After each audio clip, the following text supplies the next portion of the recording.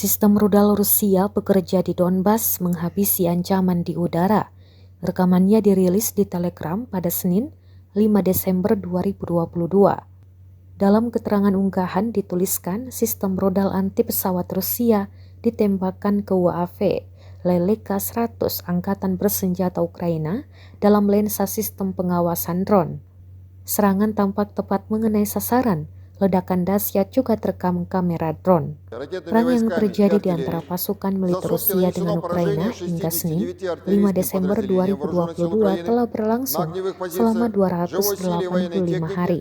Konflik antar dua negara bertetangga tersebut sampai saat ini masih berlangsung dan belum terlihat akan segera berakhir.